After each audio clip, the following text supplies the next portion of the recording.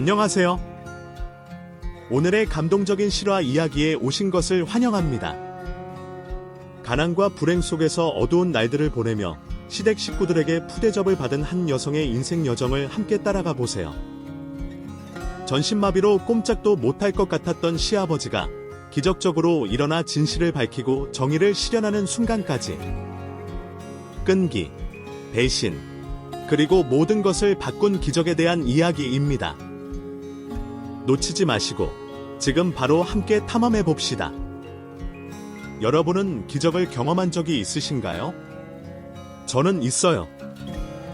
손가락 하나 꿈쩍도 못하던 시아버지가 제 눈앞에서 벌떡 일어나 걷기 시작했을 때 진 겨울 같던 제 인생은 순식간에 꽃피는 봄이 되었죠. 바보 같은 얘기지만 사실 그 전까지 저는 제가 겨울 속에 살고 있는지도 몰랐어요. 봄날 같은 인생을 살아봤어야 말이죠. 삶에서 불행이란 늘 저를 뒤따라 다니는 그림자 같은 것이었으니까요. 저는 어린 시절에 지금은 없어진 서울의 한 달동네에서 살았는데요. 전국 8도에서 제일 가난한 사람들만 모인 그 동네에서도 제일 가난한 집이 바로 저희 집이었어요. 동네 친구들은 그래도 아버지가 월급이 밀리는 회사원이나 초라한 구멍가게 사장이나 하는 시기였는데요. 저희 아버지는 지독한 알코올 중독이라 하루 종일 집에서 술만 퍼먹는 사람이었거든요. 그나마 엄마가 식당 일을 하는 걸로 저희 세 식구가 간신히 입에 풀칠하며 살았지만 그마저도 제가 14살 되던 해 엄마가 교통사고로 한쪽 다리를 잃게 되면서 끝장나 버렸죠. 다행히 나라에서 기초수급자다 다리 소정의 돈이 나왔는데요. 세 식구가 먹고 살기엔 어린밤 알바 어치도 없는 금액이었어요. 심지어 그마저도 아버지가 본인 술 사먹는데 다 써버리곤 했죠. 그래놓고는 부끄러운 줄도 모르고 동사무소에 가서 돈 더 내놓으라며 폐악질을 부렸네요. 아니, 돈을 왜 더 못 주는데? 내가 분명 석 달 전부터 얘기했잖아. 우리 집 옆에 병원비가 너무 많이 나와서 돈이 더 필요하다고. 아, 어르신, 자꾸 왜 이러세요? 계속 말씀드렸잖아요. 나 정한 수가 딱 있어서 거기에 맞춰드리는 거지. 저희 마음대로 더 드리고 덜 드리고 못한다고요. 세상에 안 되는 게 어디 있어. 위에 내 사정 잘 얘기해서 돈 좀 더 달라고 하면 되잖아. 우리 집 옆에 내 교통사고로 다리 병신되고 딸녀는 배고픔의 학교 다니는데 나도 겉보기만 멀쩡하지 몸이 아파서 일을 못해요. 이렇게 불쌍한 사람 사는 집구석인데 당연히 수비도 3배는 더 줘야지. 아이, 글쎄, 불쌍하다고 더 드리고 덜 드리고 그러는 게 아니라니까요. 이미 수비의 사모님 장에 연금까지 받고 계시기 때문에 더 도와드릴 수 있는 방법이 없어요. 대신 제가 쌀이랑 김치 더 챙겨드릴 테니까 이게 누구 거지로 하. 누가 그딴 잡다 먹을 거 챙겨주면 좋다고 할 줄 알아. 됐고, 돈 내놔. 못 내놓으면 내 월급이라도 놔. 이놈아. 불쌍하고 어려운 사람들 도와주라고 내 월급 주는 거야. 이딴 식으로 일할 거면 월급 반납해야지. 아버지는 나라에서 뭔가 지원해 준다고 하면 무조건 돈으로만 받으려고 했어요. 밥은 굶어도 술은 먹어야 하는 양반이었죠. 이런데 가족들에게 오죽했겠어요. 아버지는 걸핏하면 어머니를 쥐 잡듯이 잡았고요. 조금만 기분이 안 좋아져도 집안 살림을 다 때려 부수며 소리를 질렀어요. 어디 그뿐인가요? 나라에서 지원해주는 돈만으로는 양껏 술을 마실 수 없다는 걸 깨닫자 아버지는 어떻게 했는지 아세요? 처자식을 거리로 내세워 구걸을 시켰답니다. 정작 본인은 뒤로 쏙 빠져선 말이죠. 아이, 어려울 거 없어. 당신은 그냥 휠체어에 가만히 앉아만 있으라고. 최대한 힘없이 그리고 지민아, 너냐? 너는 내 애미 옆에 서서 지나가는 사람들한테 배고프다고 돈 좀 달라고 해. 10원 한 장이라도 좋으니 도와줍시다. 질질. 자, 알겠어. 아버지, 이거 꼭 해야 돼. 하기 싫은데 저디 애비가 시키는데 돌을 달아. 비 오는 날 먼지나게 한번 맞아볼래? 아니요. 할게요. 하면 되잖아요. 아버지는 저희 모녀에게 굴리는 왕이자 절대자였어요. 엄마는 물론이고 어릴 때부터 아버지의 폭력적인 성향에 길들여져 있던 저는 반항 같은 건 감히 꿈도 꿀 수 없었죠. 실제로 구걸이라도 하지 않으면 당장 배고픔에 죽을 상황이기도 했고요. 아버지가 얼마나 잔인한 사람이었냐면요. 구걸할 때 절대 엄마는 긴 바지나 치마 같은 걸 못 입게 했어요. 늘 짧은 바지를 입혀서 한쪽 다리가 없는 걸 지나가는 사람들이 다 보게 했죠. 그래야 더 동정심을 살 수 있었으니까요. 엄마가 느껴야만 하는 수치심과 모멸감은 신경도 쓰지 않았네요. 요즘엔 어떤지 모르지만 그때만 해도 거리에서 구걸을 하면 제법 돈을 주는 사람들이 많았어요. 지금보다 더 못 살던 때였지만 마음만은 넘쳐났으니까요. 엄마와 저를 보면서 눈물을 흘리는 사람도 있었고요. 직접 만든 김치나 밥 같은 걸 안겨주며 이런 것밖에 못 줘서 미안하다고 하는 사람도 있었네요. 물론 돈으로 주는 사람들도 많았어요. 가방을 탈탈 털어있던 돈을 전부 다 쥐어주는 사람도 왕왕 있었죠. 물론 그렇게 거리에서 번 돈은 고스란히 다 아버지의 주머니 속으로 들어갔지만 어린 나이에도 저는 거리에서 구걸하는 게 창피했어요. 남들은 다 땀 흘려 일하는데 이렇게 남들에게 빌어먹는다는데 수치심을 느꼈죠. 무엇보다 힘들었던 건 제가 구걸한다는 게 학교에까지 소문이 났다는 거였어요. 한 번은 같은 반 여자애가 제게 묻더군요. 지민아, 너 시내에서 내 엄마랑 같이 구걸한다는 소문 진짜야? 뭐? 누가 그런 소리래? 난 그런 적 없어. 처음엔 딱 잡아댔는데요. 꼬리가 길면 밟힌다고 어느 날 구걸하다 같은 반 아이들 여러 명을 우르르 마주쳤어요. 그날 이후 학교에서 제 별명은 거지가 됐고요.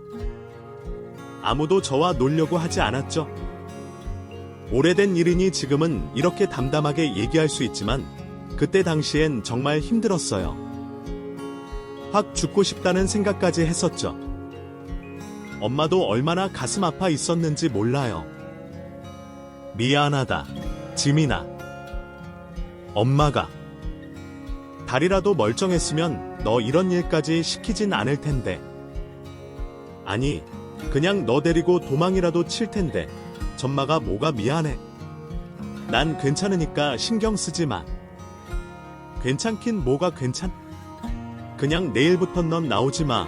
너희 아버지한테 엄마가 잘 얘기해 볼게. 됐어. 아버지가 폭도 그러라고 하겠다.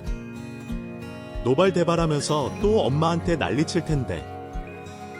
설마 죽이기야 하겠어. 아무 걱정 말고 학교 끝나면 그냥 집에 있어. 아니다. 너희 아버지가 못 찾게 어디 숨어 있어.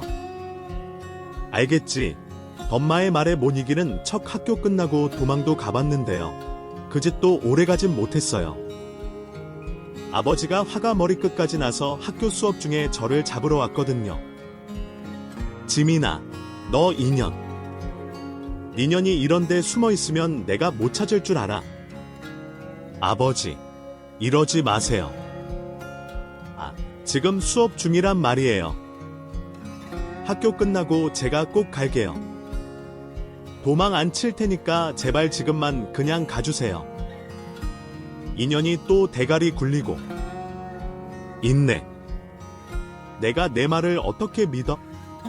당장 이리 따라 나와. 애초에 학교 같은 걸 보내는 게 아니었는데 기집애가 똑똑해져 봤자 이렇게 지 애비 등쳐먹을 생각이나 하지. 너 앞으로 공부할 생각은 하지도 마. 애비 따라다니면서 돈이나 벌어. 아버지에게 머리를 질질 끌려가면서 아픈 줄도 몰랐어요. 저를 바라보는 아이들의 눈빛과 수근거림에 더 크게 마음이 아팠기 때문이죠. 결국 저는 학교를 아예 그만둬버렸어요. 아버지 때문도 있었지만요. 무엇보다 또래 친구들 보기 창피해 더 다닐 수가 없더라고요. 저보다도 엄마가 더 가슴 아파했네요. 저는 그런 엄마가 신경 쓰여 일부러 아무렇지 않은 척했어요. 얼굴에 철판 깔고 동냥질도 더 열심히 했고요. 하지만 아무래도 구걸이라는 장소가 거기서 거기다 보니까 시간이 흐를수록 들어오는 돈이 점점 줄어들었어요. 그때마다 아버지는 저와 엄마 탓을 하면서 행패를 부렸는데요. 저도 어느 정도 머리가 굵어지고 나니까 더는 견딜 수가 없더라고요. 맘 같아선 도망치고 싶었는데 다리가 불편한 엄마 때문에 그것도 영 쉽지 않았죠. 고민하던 저는 아버지에게 구걸은 그만하고 일을 하겠다고 했어요. 요즘 같은 시대엔 말도 안 되는 얘기지만 당시엔 저처럼 사회로 나와 돈을 버는 여자애들이 많았거든요. 주로 공장 노동이나 식당 일 같은 걸 했죠. 저도 처음엔 봉제 공장에서 시다로 일했는데 온종일 거기서 만난 언니 소개로 부잣집 입주 가정부를 하게 됐어요. 속된 말로 식모라고 해야 할까요? 모시는 사모님이 까탈스러워서 마음고생은 많이 했지만 그래도 돈은 꽤나 쏠쏠하게 벌었죠. 아버지가 절대 그만두지 말라고, 무슨 수를 써서든 악착같이 붙어 있으라고 신신당부를 할 정도로 말이에요. 그 시절엔 정말 죽어라 일했던 기억밖에 없어요. 새벽같이 일어나서 밥 차리고 빨래하고 그 큰 집을 쓸고 닦고 마당에 잡초 뽑는 일이었네요. 주인집 사모님이 어찌나 악독했는지 해가 지고 나서도 이제 그만 가서 쉬어란 말을 안 했어요. 어디 그뿐인가요? 새벽에도 제 방문을 두드리면서 약 좀 찾아달라, 얼음 좀 달라, 별의별 걸 다 시켰죠. 그렇게 불행으로 점철됐던 제 인생에서 유일하게 좋은 일이라 할 만한 건 어떤 분들은 모르겠지만 익명의 힘을 빌어 솔직하게 말씀드리면 아버지가 돌아가신 거였어요. 20년 넘게 매일같이 술에만 쩔어 계시던 양반이니 죽는다면 술병 때문이 아닐까 했는데요. 인생이란 게 참 얄궂죠. 아버지는 어느 새벽 평소처럼 술을 사러 나갔다가 빙판길에 미끄러지면서 뇌출혈이 왔고요. 병원에서 반년을 식물인간으로 살다가 돌아가셨어요. 그래도 자식된 도리로 아버지 마지막 장례까지 치르고 나니 어찌나 살겠던지. 그건 엄마도 마찬가지였을 거예요. 아버지의 영정 사진 앞에서 저희 모녀는 서로를 끌어안고 몇 번이고 오열했지만 그게 기쁨과 해방감의 눈물이라는 건 아무도 몰랐겠죠. 그 뒤로도 몇 년은 계속 식모 일을 했어요. 버는 족족 술값으로 써버리던 아버지가 없으니 돈이 착착 모이더니. 근데 평생 이렇게 남의 집에서 종로를 타다간 제 명에 못 살 것 같더라고요. 그래서 돈이 어느 정도 모였을 때 작은 칼국수 가게를 하나 차렸어요. 제가 엄마를 닮아서 손맛 나는 자신이 있었거든요. 몰랐는데 제가 장사에 제법 소질이 있더라고요. 처음엔 가게 월세 내는 것도 벅찼는데 조금씩 입소문이 나기 시작하더니 나중엔 재료가 없어 못 팔 정도로 손님이 끝없이 몰려들었어요. 물론 그래봤자 동네 장사라 큰 돈을 벌진 못했는데요. 그래도 가게 월세 내고 뭐하고 해도 엄마와 둘이 먹고 살기엔 충분했죠. 어차피 제가 욕심 많은 성격도 아니라 그거면 됐다 싶었어요. 평생 그렇게 칼국수나 팔면서 엄마와 둘이 오순도순 살았으면 좋았을 것을 20대 중반의 가게 손님이었던 남자와 눈이 맞아 결혼까지 하게 됐네요. 남편은 저보다 6살 연상에 그 시절엔 드물게도 대학까지 나온 남자였어요. 심지어 사업하는 부친 덕분에 경제적으로도 부족한 게 없이 자랐죠. 당연히 시댁에선 저를 엄청나게 반대했는데요. 당시 제게 푹 빠져있던 남편이 밀어붙여 결혼까지 갈 수 있었네요. 하지만 시어머니와 시누이들의 시집살이만큼은 남편도 어쩔 수가 없었어요. 시부모님이 결혼을 허락하며 내건 조건 중 하나가 가게를 정리하는 거였는데 그 순간부터 저를 곱지 않은 시선으로 봤어요. 셋 다 저를 식모 출신이라며 대놓고 무시했죠. 어디 그뿐인가요? 집에서 일하던 가정부 아주머니를 하루아침에 해고하고 모든 집안일을 제게 다 떠넘겼기. 식모가 하나 들어왔는데 굳이 돈으로 사람 쓸 필요가 뭐가 있어? 안 그러니? 시어머니의 비웃음에 저는 아무 말도 못했는데요. 그런 저를 대신해서 남편이 화를 내줬어요. 아니, 엄마, 아무리 그래도 이건 아니지. 아이, 사람이 우리 집에 식모로 들어온 거야. 며느리 팔자가 원래 그런 거야. 나도 처음 이 집에 들어와서 얼마나 고생을 했는데. 거짓말. 나 어릴 때부터 가정부 썼잖아. 내가 모를 줄 알고? 아니, 얘가 벌써부터 지 누나 편만 드네. 아들 꼭 낳아야 한다는 너희 아버지 말에 내가 너 낳으려고 얼마나 고생을 했는데. 이게 아주 지 혼자 잘나서 큰 줄 알지. 아이고, 이래서 아들놈의 새끼약이 쓸모없다는 말이 나온 거야. 남편이 조금이라도 자기 편을 안 들어주면 시어머니는 눈물바람을 하셨고요.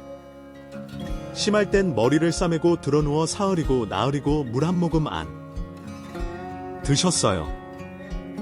그럼 결국 저와 남편이 먼저 숙이고 들어갈 수밖에 없었죠. 그런 상황이 몇 번 반복되다 보니 나중엔 제가 먼저 남편을 말렸어요. 시댁 식구들 앞에선 제 편 들지 말라고. 그래도 당신 마음 충분히 아니까 원망 안 한다고요. 미안해, 여보. 내가 못나서 조금만 기다려 줄래?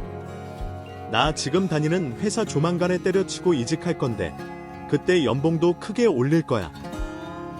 그럼 아버지 도움 없이도 충분히 집 사서 따로 나가 살 수 있을 거야. 남편의 그 약속은 제게 유일한 희망이었어요. 시어머니와 시누이들이 아무리 구박해도 꿋꿋하게 버틸 수 있는 힘이 되었죠.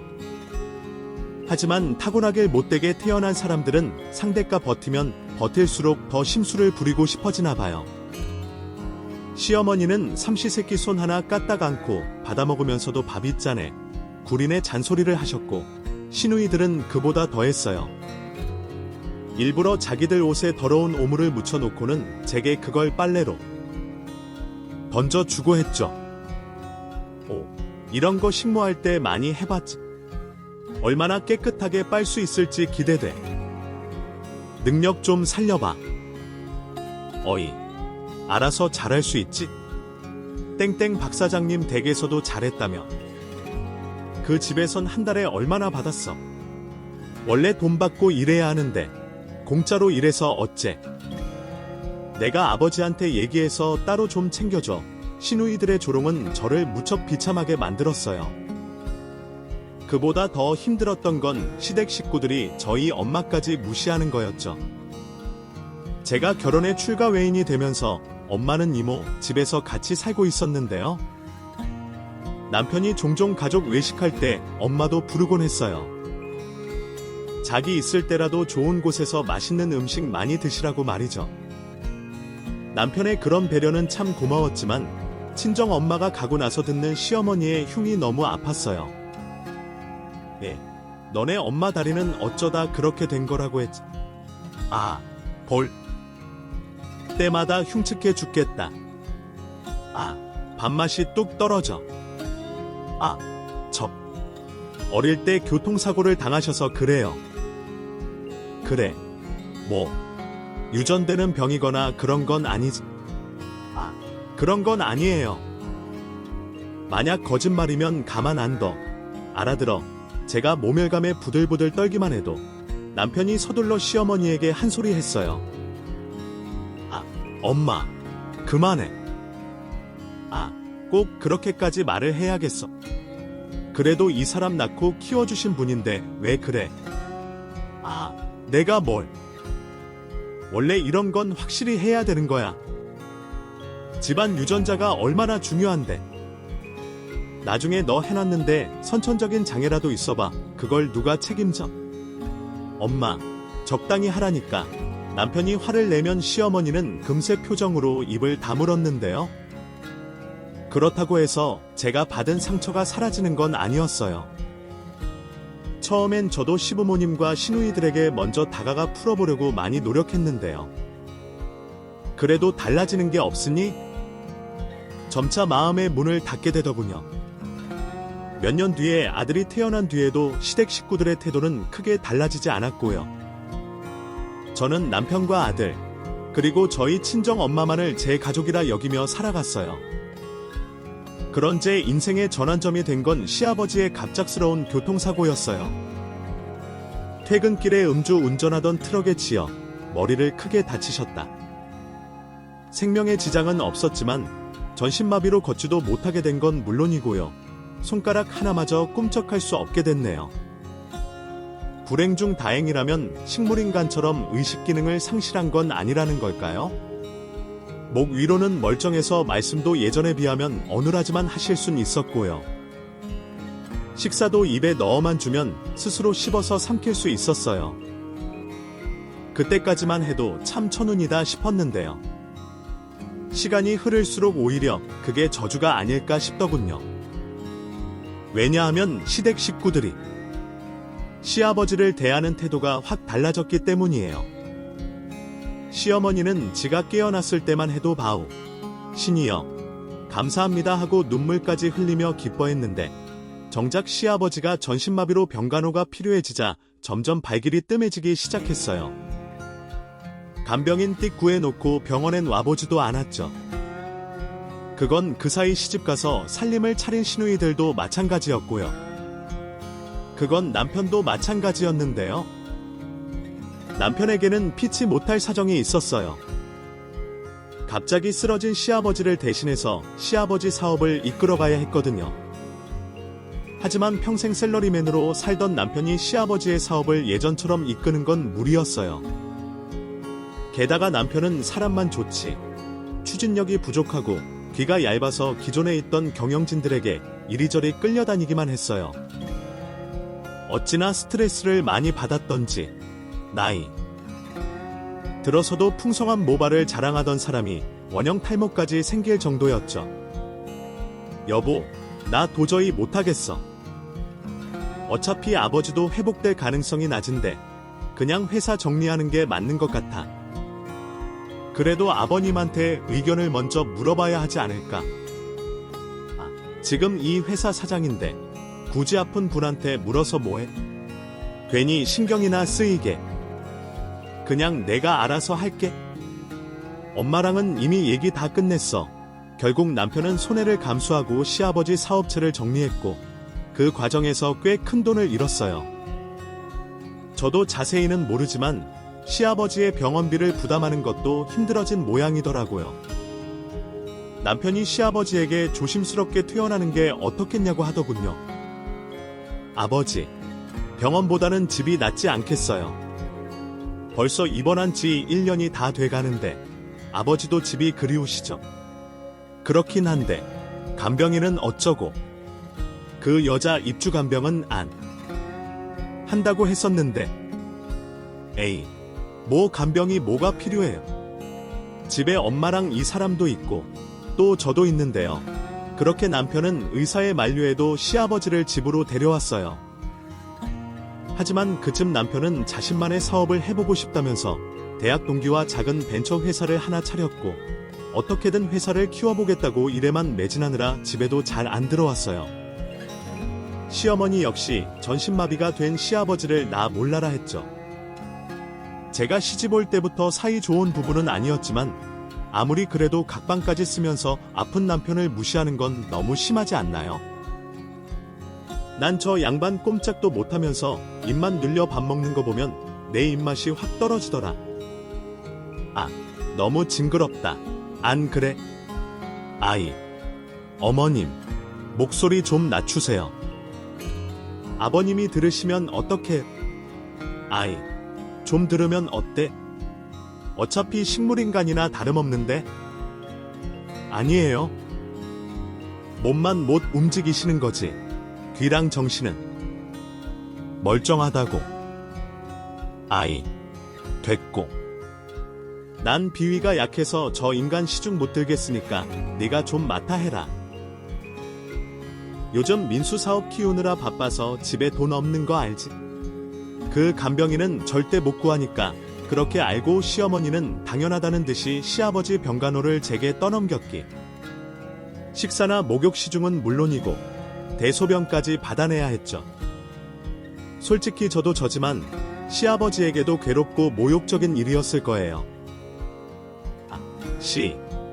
아버지라고 생판남이나 다름없는 며느리에게 그런 원초적인 꼴을 보이고 싶으셨겠어요.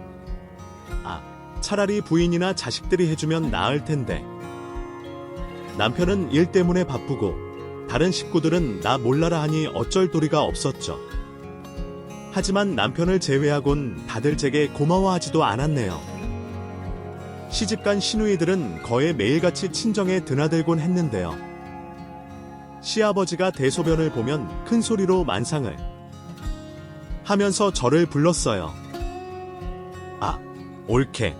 어디야? 아버지 똥 싼 것 같아. 냄새 나니까 얼른 좀 치워. 제가 지금 빨래 놀고 있어서요. 대신 좀 해주시면 안 될까요? 내가 이걸 어떻게 해? 이런 건 며느리가 당연한 거지.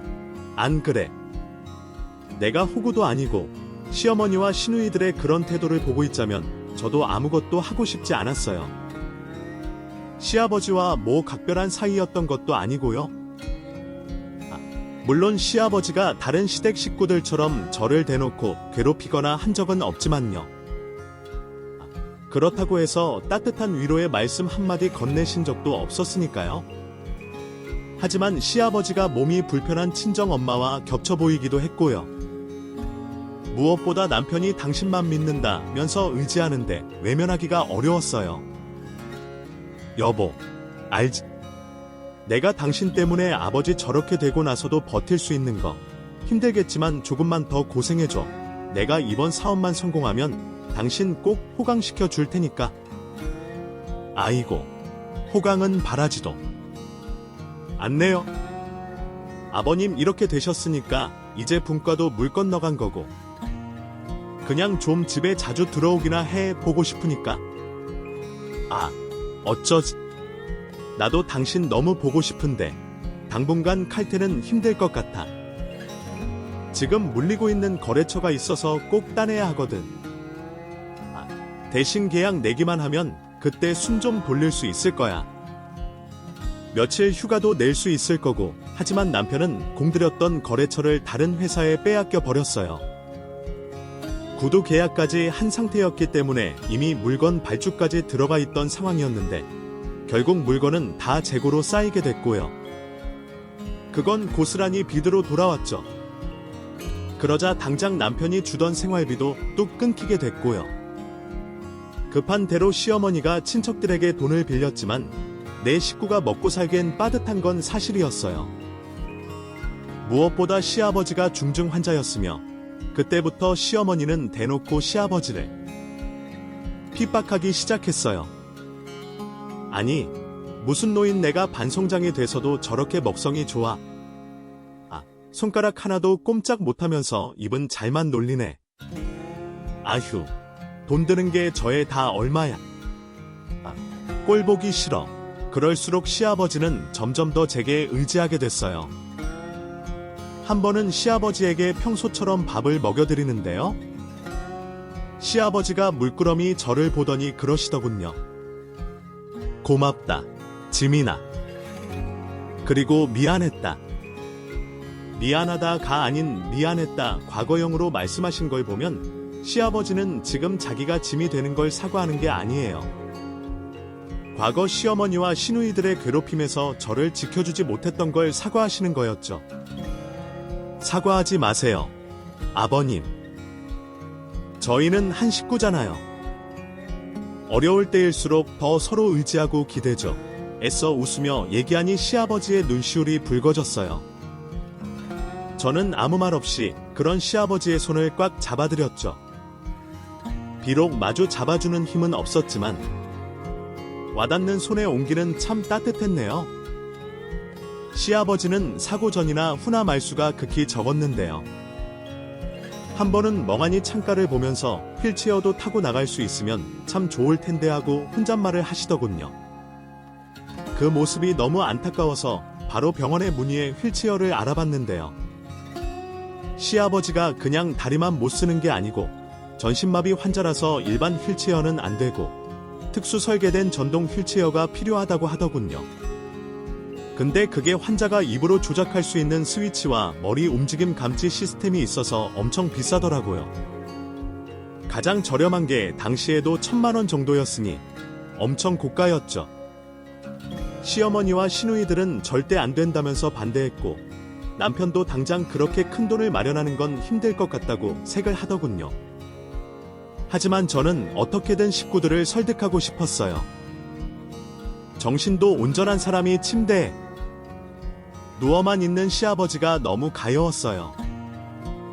어머님, 전동 휠체어 하나 장만하면 두고두고 쓸 수 있잖아요. 아버님 혼자 조금이라도 움직일 수 있으니 얼마나 살만하시겠어요. 아니, 그냥 일반 휠체어 사면 되잖아. 굳이 특수 설계된 고급 휠체어를 사야 하니? 일반 휠체어는 아버님처럼 전신마비 환자가 타기엔 위험하대요. 고개라도 꺾이면 어떻게 할 수가 없으니까요. 난 그런 거 모르겠고.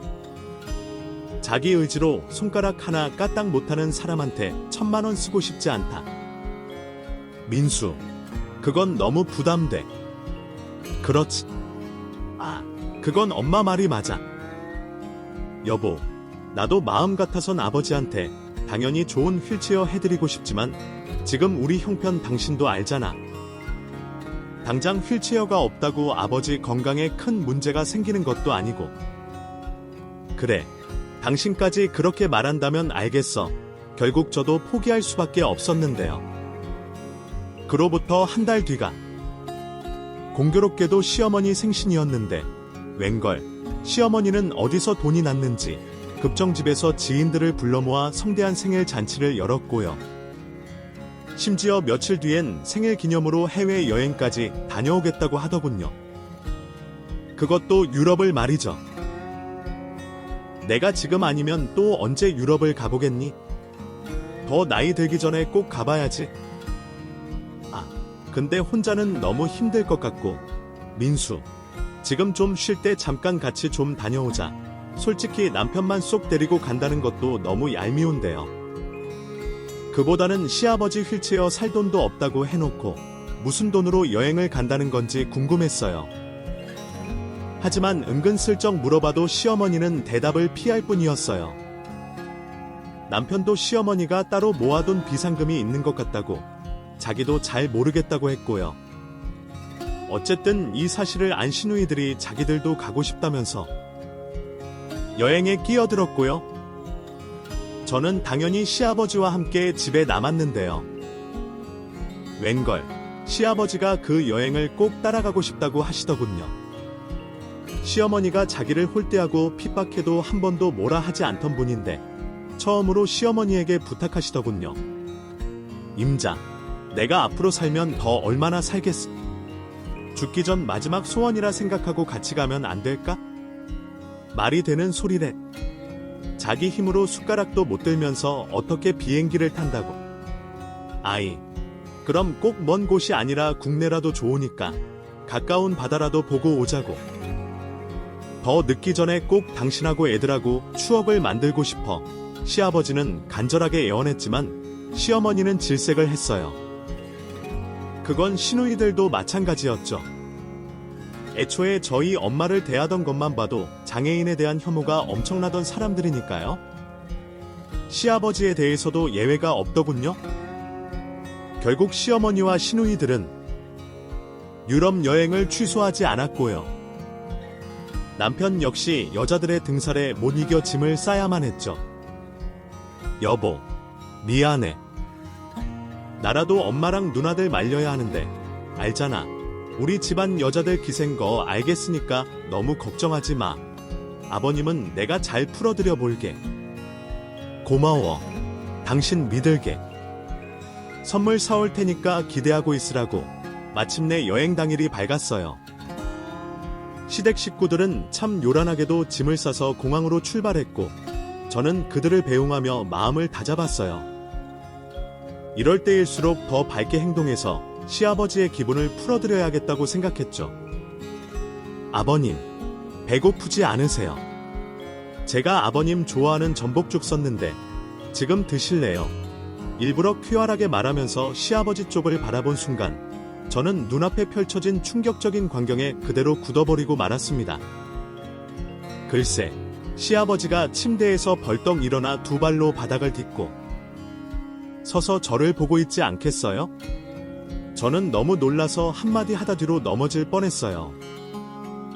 그러자 시아버지가 얼른 다가와 저를 부축해 주더군요. 지민아, 괜찮냐? 너 많이 놀랐을 거 안다. 근데 지금은 일단 저 금수만도 못한 것들 잡으러 가는 게 우선일 것 같구나. 한 명도 빠짐없이 전부 다 나갔지. 병든지 애비가 그렇게 부탁했는데도 어리석은 것들. 이게 마지막 기회였다는 것도 모르고. 그게 무슨 말씀이세요, 아버님? 마지막 기회라.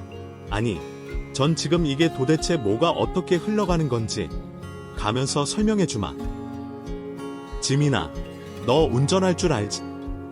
일단 나가서 빨리 차 시동부터 걸어라. 시아버지는 저를 재촉해 주차장에 있던 차에 올라타셨어요. 전신마비 환자였다는 걸 믿을 수 없을 만큼 유려한 동작이었지만 저는 얼떨결에 시아버지가 시키는 대로 차를 운전했는데 가는 길에 듣게 된 진실은 정말 놀라웠어요. 시아버지는 무려 석 달 전부터 몸을 조금씩 움직일 수 있게 됐고요. 한 달 전부터는 완전히 몸의 마비가 풀려갔고 뛰는데 전혀 지장이 없었다고 하더군요. 식구들 몰래 따로 병원에 가서 진찰도 받았는데요. 병원에서도 기적이라며 놀랐다고 하대요. 근데 왜 진작에 말씀 안 하신 거예요? 그야 내 편이라고 생각했던 저와 자식들의 진짜 얼굴을 알게 됐기 때문이지. 너도 알잖니, 그것들이 날 얼마나 홀대하고 구박했는지. 그래도 그동안 살아온 정이 있어 마지막 기회를 주려고 여행 얘기 꺼냈던 건데 역시나 자기들 손으로 마지막 기회마저 날려버렸구나. 그 이는 아닌 거 아시죠? 물론 완전히 죄가 없다고 못하겠지만 그 이는 어머님과 형님들한테 끌려다닌 죄밖에 없잖아요. 그 이가 아버님 사업 살려보겠다고 그동안 얼마나 애를 썼는데요. 저한테도 아버님한테 늘 하고 싶었는데 일 때문에 치여서 그러지 못한다고 많이 미안했어요. 복수를 다짐하는 시아버지에 두 눈이 너무 매서워서 저도 모르게 남편을 변호했나 봐요. 시아버지는 이렇다 할 말씀 없이 침묵할 뿐이었어요. 뭐라고 입을 더 열고 싶었지만 어느새 공황이 코앞이더군요. 제가 주차장에 차를 세우자마자 시아버지가 다시 입을 열었어요. 자, 이제 민수든 누구한테든 전화 좀 걸어봐라. 다행이랄지 불행이랄지. 시댁 식구들은 아직 출국하기 전이었어요. 공항 식당가에서 밥을 먹고 있다고 하더군요. 시아버지가 시키는 대로 가타부타 말없이 전화를 끊고 바로 공항 식당가로 향했어요. 당신이 여기까진 왜 왔어? 뭐 할 말 있으면 전화로. 저를 보고 말을 걸던 남편은 뒤에 나타난 시아버지를 보고 입을 벌린 채 쪼르르 앉아있던 시어머니와 시누이들 역시 사색이 된 건 마찬가지였죠. 경악스러운 침묵이 지나간 후 먼저 입을 연 건 시어머니였어요. 아니, 당신이 어떻게 두 발로 서 있는 거에? 지금 그게 중요해. 그래. 내 돈으로 호의호식하다 못해 이젠 유럽 여행까지 가려고. 내가 보내준 당신이라 어디서 거짓말을. 비행기 값만 돈 1,000만 원이 넘게 들었을 텐데 돈 한 푼 없는 당신 진정해서 폭도돼 줬겠다. 민수, 둘이서 작당하고 내 주식 몰래 팔아치운 거 내가 모를 줄 알아. 그 말에 시어머니는 물론이고 저도 깜짝 놀랐어요. 알고 보니 시아버지가 노후 대비용으로 주식을 3억 원 넘게 사서 묵혀둔 계좌가 있었는데요. 시어머니가 그걸 알고 몰래 빼돌려 목돈을 마련했고요. 그래놓고는 제게는 돈이 없다며 우는 소리 한 거였죠. 이미 김 변호사 통해 증거까지 싹 다 수집해뒀으니까 잡아뗄 생각은 마. 이거 횡령, 배임으로 고소도 가능하다는 걸 무식한 옆편 애가 알지 모르겠네. 고소장이야. 이혼소장 같이 보낼 테니까 그런 줄 알라고. 여보, 당신 농담하는 거죠? 아무렴 머리가 같이 세월이 있는데 고작 주식 좀 판 거 가지고 그래 그 세월이 있기에 당신한테 기회를 줬던 거야. 마지막으로 나 데리고 여행 가겠다 하면 용서해 주려고 했어. 하지만 그 기회를 걷어차 버린 건 당신이야. 민수랑 너희들도 마찬가지고. 다들 그렇게 유럽 여행이 가고 싶었어. 그래, 어디 한번 가봐. 근데 여행은 남의 돈 말고 자기들 돈으로 가야지. 안 그래? 저는 몰랐는데 시아버지에게 그때까지도 꽤 많은 재산이 남아 있었어요. 근데도 시어머니는 그걸 계속 제게 비밀로 한 거였죠. 시아버지는 그 자리에서 바로 카드사에 전화를 걸어 본인 명의로 된 모든 카드를 정지시켰고 은행에도 연락해 모든 자금 인출을 막아버렸네요. 그동안 시아버지의 돈으로 호의호식하던 시댁 식구들은 한순간에 거지 신세가 된 거예요. 그제야 시어머니는 여행이 문제가 아니라는 걸 깨달았나 봐요.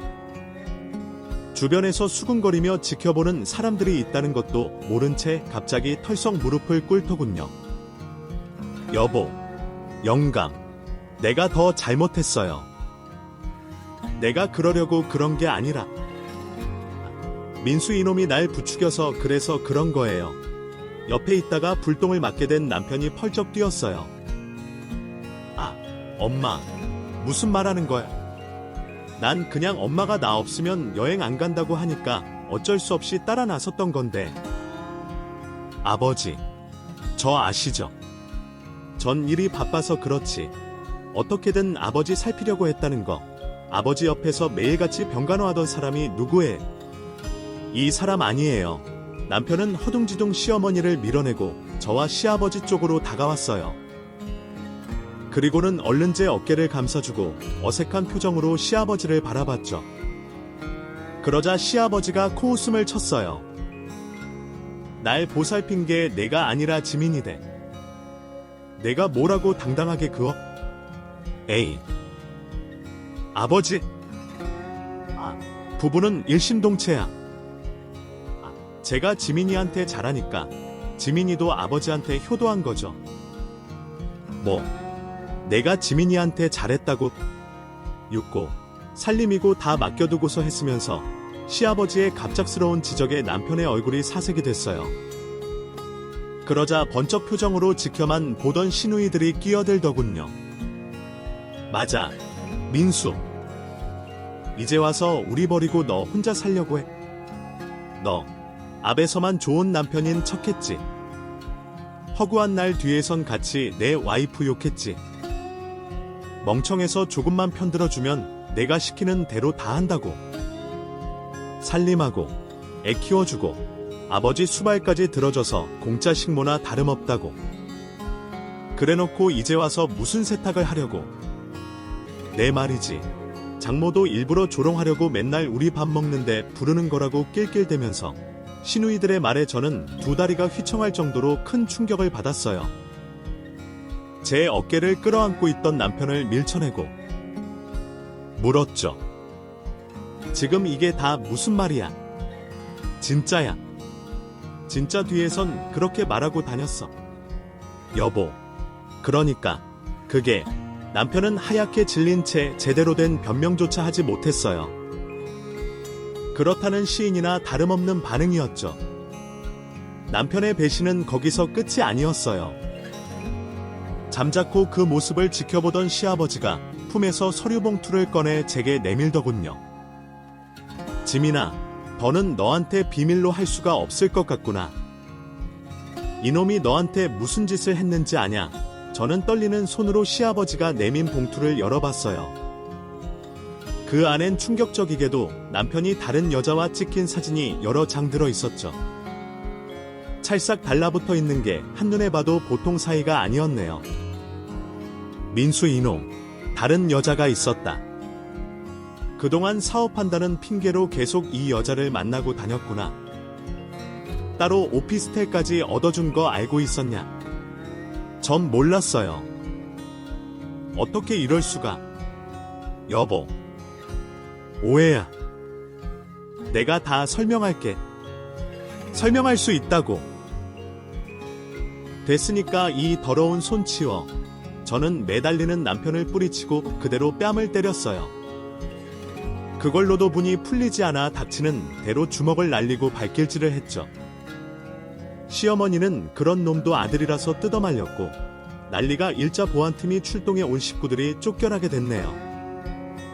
그러자 시아버지는 저만 쓱 데리고 차를 타고 떠났어요. 시댁 식구들은 택시로 공항까지 왔는데요. 이미 시아버지가 모든 카드를 정지시킨 데다 여행 간다고 현금도 안 들고 와서요. 다들 어쩔 줄 몰라 하면서 소란을 떨었죠. 엄마, 어떡해? 우리 당장 집에 갈 차비도 없잖아. 내 말이, 그러니까 진작 아버지한테 잘했지. 엄마가 와이프면서 올케테 아버지 병간호 다 미룰 때부터 알아봤다고. 이것들이 조용히 하네. 너희들은 딸이 돼 가지고 한 게 뭐가 있는데. 됐으니까 일단 다들 지갑부터 털어봐. 진짜 현금 한 푼도 없어. 우리가 돈이 어디 있어. 결혼하고도 계속 아버지 카드만 썼는데. 아우, 석 타자. 어쩜 자식놈이 셋이나 되는데 자기 손으로 밥벌이 하는 것들이 하나도 없어. 저와 시아버지가 떠날 때까지도 발이 묶여 동동거리게 하는 시댁 식구들을 보고 있자니 어찌나 속이 시원하던지. 결국 시누이들이 남편들에게 연락해서 어찌저찌 공항 탈출엔 성공한 것 같았는데요. 시아버지의 진정한 복수는 그때부터 시작이었어요. 시아버지는 일단 집에 도착하자마자 문을 걸어 잠그고 남편과 시어머니에게 절대 문을 열어주지 않았어요. 그래도 그 인간들이 포기하지 않고 앞에서 버티고 있자 사람을 시켜 집을 부동산에 내놨죠. 시세보다 저렴하게 내놔서 그런지 바로 집이 팔렸고 시아버지는 바로 저희 친정 근처에 단독주택을 구해져와 손주만 데리고 이사했어요. 뿐만 아니라 이모와 살던 친정 엄마까지 데려와 같이 살게 해 주셨죠. 정말 얼마나 감사했는지 몰라요. 시아버지는 제가 거둔 대로 뿌리는 것뿐이라고 했지만요. 네가 내게 해준 것에 비하면 아직 반도 못 갚았다. 기대하거라. 알았지? 알고 보니 시아버지에게 가족들에게 말하지 않고 있던 재산이 수십억 원이 더 있었어요. 시아버지는 그 돈 중 일부를 떼서 제일 비싼 로펌 변호사를 선임했고 바로 시어머니와 남편을 횡령, 배임 등으로 고소했고 예고했던 대로 시어머니와의 이혼 소송 역시 진행했는데요.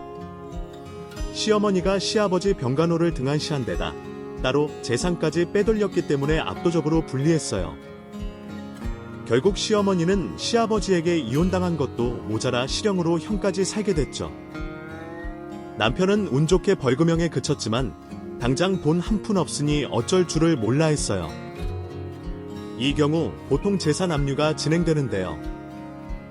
남편이 재산이라곤 뭐 있어야죠. 그동안 줄곧 시아버지 등골만 빼먹으며 살아온 인생이었으니까요. 결국 남편은 버티고 버티다 노역장 신세를 지게 됐어요. 벌금을 납부하지 못하는 인간들이 교도소로 끌려가 일하며 몸으로 벌금을 내는 거였죠. 정말 속이 어찌나 시원하던지. 남편에게 받은 상처가 순식간에 아무는 느낌이었네요. 돌이켜보면 남편은 늘 말로만 저를 위하는 사람이었어요. 정작 행동으로 보여준 건 아무것도 없었는데 남편의 그 이중적인 행태를 진작에 알아차렸어야 하는 건데 뒤늦게 각성한 저는 남편과 바람핀 상간녀도 그냥 두지 않았어요. 그 상간녀, 남편이 유부남이라는 걸 모르고 만났으면 모를까 다 알면서도 속관계를 유지했던 거더군요. 심지어 본인도 가정이 있는 유부녀였어요. 그 남편도 저처럼 아무것도 모르고 있는 눈치였죠. 제 가정은 이미 파탄 났는데 상간녀만 잘 살게 둘 순 없잖아요. 저는 상간녀에게 따로 소송을 걸었고요. 시아버지의 도움으로 어렵지 않게 승소할 수 있었어요.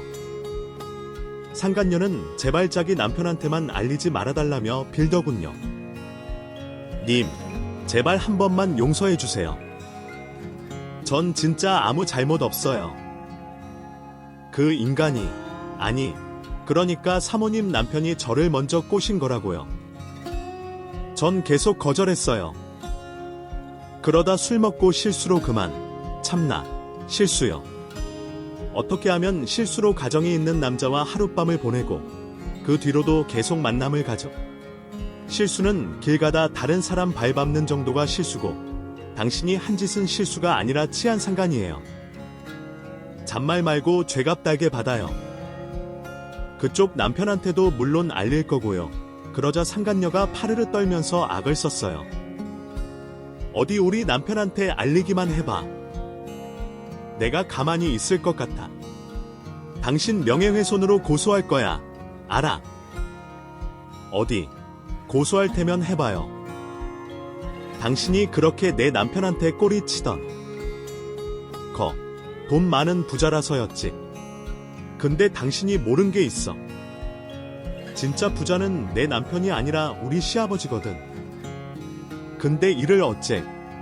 아버님은 당신 같은 여자 절대 인정 못한다고 전적으로 내 편 들어주겠다는데 남편도 이미 내놓은 자식이라면 진작에 내쳤다. 언제 봤다고 아버님? 니년 아버님이 아니라 내 아버님이. 아버님이 이미 나한테 우리나라에서 제일 비싼 로펌 변호사도 붙여줬어. 두고 봐. 내가 질 일은 절대 없을 거야. 호언장담한 대로 저는 상간녀가 건 명예훼손 소송에서도 당당하게 이겼어요. 결국 상간녀는 소송비만 고스란히 물어가는 채 남편한테서 이혼당했고요. 직장도 그만두고 도망치듯 고향으로 내려가 버렸죠. 시어머니는 이혼당하고 교도소 들어갔지. 남편은 노역 살고 있지. 상간녀는 쫓겨났지.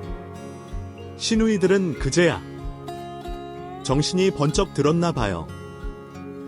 갑자기 집으로 속골이 홍사 미니 하는 걸 보내 어떻게든 시아버지의 환심을 사려고 노력하더니 그래도 시아버지가 꿈쩍도 않아 급기야 제게 연락들을 해오더라고요. 올케가 아버지한테 말 좀 잘해줘. 그래도 올케 말은 좀 들으실 거 아니야. 제가 왜 그래야 하는데요?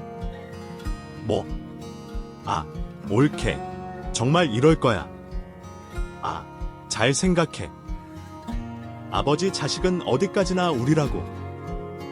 막말로 민수 올케가 이혼하면 올케도 아버지랑 그냥 남일 뿐이야. 옆에 붙어 있다고 뭐 떡고물이 떨어질 것 같아. 어림도 없는 소리. 그리고 올케. 솔직히 말해봐. 아버지 계획 다 알고 있었지. 아버지가 올케한테 비밀로 했을 리 없잖아. 그럼 적어도 미리 말은 해줬어야지. 안 그래? 참, 그래요. 아버님이랑 저는 따지고 보면 남남이지만 친달인 형님들이 아버님한테 저보다 잘한 게 뭐가 있는데요? 아버님 전신마비로 꼼짝도 못할 때 옆에서 수발 들고 똥오줌까지 받아낸 거 저예요. 근데 형님들이 언제 고맙다는 말 한마디 한 적 있나요? 며느리로서 당연한 일을 하는 거니까 생색내지 말라고 했죠. 그건 어쩔 수 없잖아. 딸을 괜히 출가 외인이라며. 우리 다시 집 가서 시댁 식구들 수발 들고 애들 챙기느라. 올케도 같은 여자로서 이해하자. 아니요. 전 이해 못하겠는데요. 전 여전히 저희 친정 엄마한테 꾸준히 안부 묻고 찾아뵙고 하면서 잘 챙기고 있거든요. 먼저 부모, 자식 간의 연을 끊는 건 형님들이요. 그러니까 더는 저한테 이렇게 연락해서 귀찮게 하지 마시고 알아서 살 길들 찾으세요. 그렇게 저는 시누이들마저 차갑게 연을 끊어버렸는데요. 그 인간들은 그래도 정신을 못 차리더니 노역 살고 나온 남편과 공모의 시아버지가 돌아가시면 유류분 청구 소송을 걸 작당을 하더라고요. 어떻게 알았냐고요? 남편이 직접 찾아와서 나를 협박하더라고요. 그러니 자기 용서하고 잘하라며 큰 소리를 치면서 여보, 진짜 줄 잘 서야 돼 지금. 아버지만 믿고 있나 본데 80 먹은 노인 내가 앞으로 몇 년이나 더 살 것 같은데. 원래 사람이 죽을 때가 되면 잠깐 기력 찾는 거 아버지도 지금 그런 거라고. 전신마비 풀렸다고 이렇게 기세등등하게 나올 게 아니란 말이야. 당신은 정말 이번 일로 배운 게 하나도 없구나. 그게 자식으로서 할 말인가? 됐고, 앞으로 더는 연락하지 마. 아, 당신 정말 이럴 거야. 나 그 여자랑 완전히 정리했어. 다시 당신하고 잘해볼 마음이 있다고. 나중에 내가 아버지 유산 물려받고 나서 뒤늦게 피눈물 흘리지 말고 지금이라도 나한테 잘못했다고 해. 개소리하고 있네? 썩 안 꺼져. 저는 소금까지 뿌려 남편을 내쫓았고 서류상으로 남편과 완전히 남남이 됐어요. 처음엔 싫다던 남편도 나중엔 좋다고 이혼서에 도장을 찍더군요. 아마 시어머니와 시누이의 부추김이 있었을 거예요. 제가 아예 외부인이 되면 시아버지 유산을 물려받을 수 없으리라는 계산에서 말이죠. 하지만 시아버지는 이미 다 계획해 둔 바가 있었어요. 그건 바로 전 재산을 저희 아들에게 물려주는 거였는데요. 그냥 물려주신 게 아니라 신탁사를 통해 수익자를 아들로 지정하는 방식을 택하셨고 아들이 성인이 될 때까진 제가 법적 보호자로 대리 역할을 했는데요. 잘은 모르지만 변호사 말로는 신탁재산은 유류분 청구 소송 대상이 아니기 때문에 시댁 식구들이 한 푼도 가져갈 수 없다고 하더군요. 어디 그뿐인가요? 시아버지는 갖고 있던 자신의 보험 수익자 전부 저로 바꾸셨어요. 이 사실을 안 시댁 식구들은 당연히 난리를 쳤죠. 당연히 소송도 걸었는데요. 시아버지가 변호사와 함께 워낙 철두철미하게 준비했기 때문에 당연히 시댁 식구들이 패소했어요. 원래 사람이 궁지에 몰리면 독을 품는다고 하잖아요. 안 그래도 사업망의 빚더미에 올라있던 남편은 어떻게든 복수하겠다며 길길이 날뛰기 시작했어요. 이대로 누나들이랑 내가 가만히 있을 것 같... 복수할 거야. 무슨 수를 써서라도 죽여버릴 거라고. 해볼 수 있으면 어디 해봐. 난 하나도 무섭지 않으니까.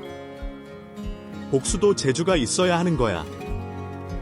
평생 아버님 등골 빨아먹으면서 기생충처럼 살았던 당신 애들이 복수라고 스스로 할 수 있을 것 같... 내가 장담하는데 절대 못할 걸. 실제로 시댁 식구들은 그날 이후 제게 그 어떤 흠집도 내지 못했어요. 전 시어머니는 시아버지에게 이혼당하고 얼마 안 돼 풍이 와서 들어누웠는데 당연히 시누이들과 남편은 나 몰라라 했고 몇 달 안 돼 세상을 떠나고 말았어요.